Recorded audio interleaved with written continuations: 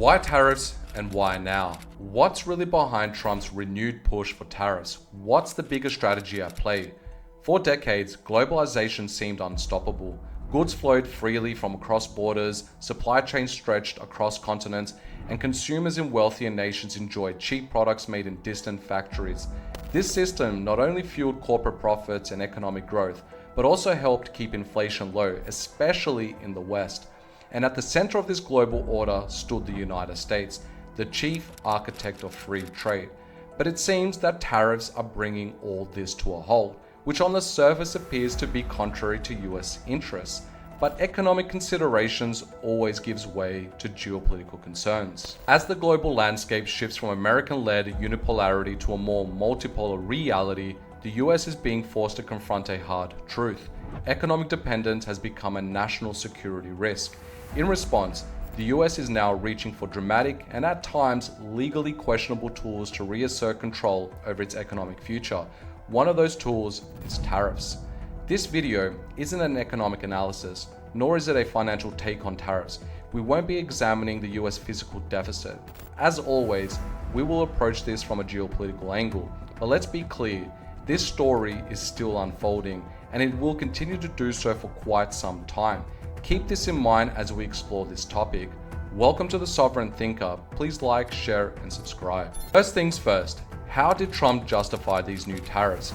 His executive order claims there's an ongoing economic emergency, one that supposedly stretches back to the Reciprocal Trade Agreements Act of 1934. That law marked a pivotal moment in US trade policy.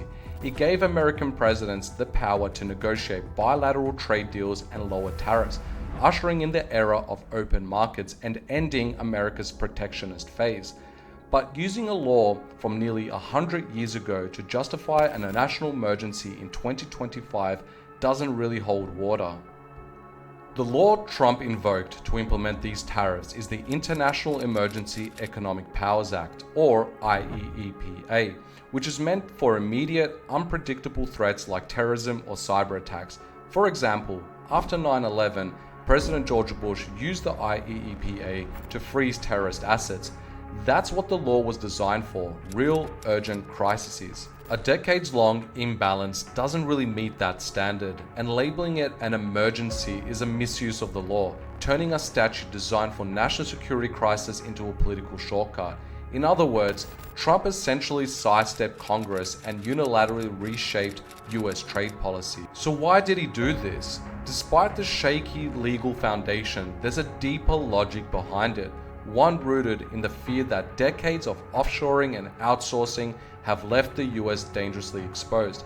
Just think back to COVID-19. The US at the time scrambled to find basic medical supplies like masks, gloves, and ventilators, many of which were made in China. Then came the semiconductor shortages, which brought auto production and consumer electronics to a massive slowdown. Even essential items like pharmaceuticals and rare earth minerals, things that are critical for defense and high-tech manufacturing, were suddenly hard to obtain. The US is now trying to break free from these global dependencies, but it's learning just how difficult that really is. Many rely on this open system, many generate large revenue. It's like an addiction that is extremely difficult to wean yourself from, and Trump is seeing the resistance, hence why he has already announced a 90 days pause on reciprocal tariffs. Markets didn't like the move. Why target allies too? Let's not kid ourselves, the main target here is China. The US is too interconnected with China, and if things were ever to go south, like a trade war or an actual war, China could really hurt the US. But why target allies like Canada, Mexico, and Japan? The strategy isn't based on careful review of trade practices. It's based on a blanket assumption. If the US runs a trade deficit with a country, that country must be ripping us off. This logic treats any trade imbalance as proof of unfair behavior, regardless of the actual facts. As a result, even close allies are being penalized.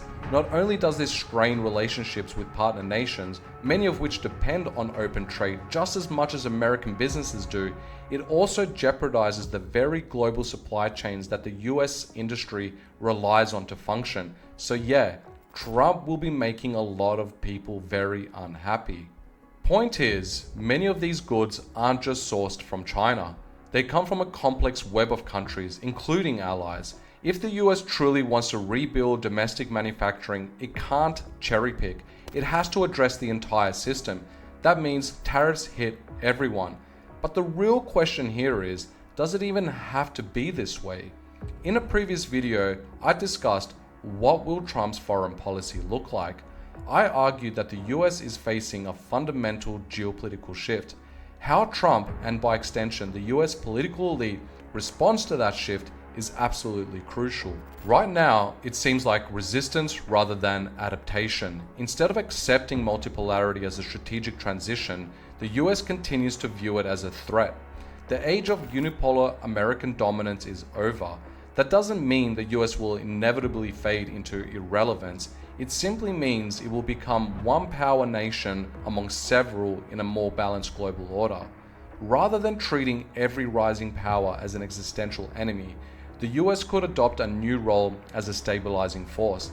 It could help facilitate the transition from unipolarity to multipolarity. It could offer support and global cooperation and leave behind its outdated hegemonic mindset. History tells us empires rise and fall. The goal isn't to prevent change, it's to navigate it wisely. But let's be honest, most great powers or empires don't step down gracefully. They usually fight to maintain dominance, even when it's unsustainable. So yes, we're likely to see more geopolitical turbulence, and that will ripple through economics, trade, and finance. These tariffs are a symptom of a deeper anxiety, an attempt to hold onto power in a world that's shifting. On the bright side, this is at least a signal that the US is finally recognizing the changing world and its vulnerabilities within it, even though it's reacting to it all in the wrong way. This isn't just about trade wars or bad economics, it's about a nation struggling to adapt to a changing world. The hope is that one day, the US will stop trying to control everything and start embracing the new global reality with clarity, humility, and purpose. Thanks for listening. Let me know what you think about Trump's tariffs in the comments. I'd love to hear your thoughts. Until next time, ciao for now.